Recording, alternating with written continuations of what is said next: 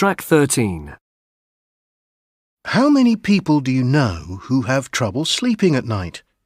For many of us, insomnia is part of life, and not being able to get to sleep isn't just annoying, it can also be very dangerous.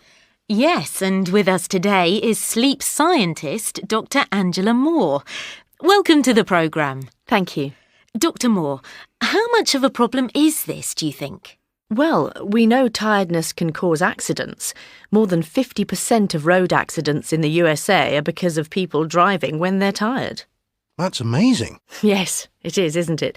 And when you think 30% of people in the UK can have problems getting to sleep or staying asleep and 10% have serious insomnia, that's a lot of accidents waiting to happen.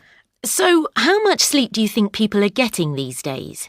Well, 100 years ago, before electricity, people went to sleep when it got dark and woke up when it got light.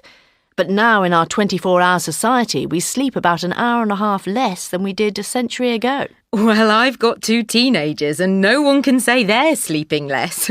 I'm sure a lot of parents would say that. Actually, scientists now believe teenagers need about an hour more sleep than adults. Really? Yes, it's because their bodies are still growing.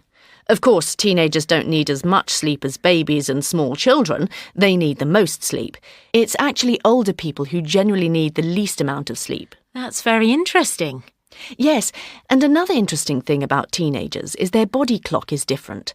So they naturally want to go to bed and wake up about 2 hours later than adults. So that's why our children aren't very bright in the morning. And because they have to get up early for school, this means they can feel exhausted when they get there.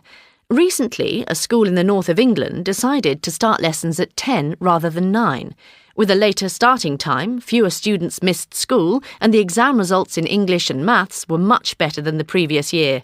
So, do you think all schools should start later? Well, that's certainly what a lot of sleep experts think nowadays.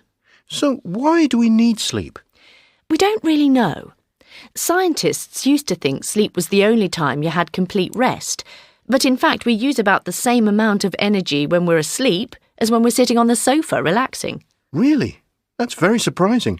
Yes, and our brains are very active for some of the time we're asleep. Apparently, that's when our brains can organise information they've collected during the day. Well, it's been absolutely fascinating talking to you. Thank you for coming in today. My pleasure.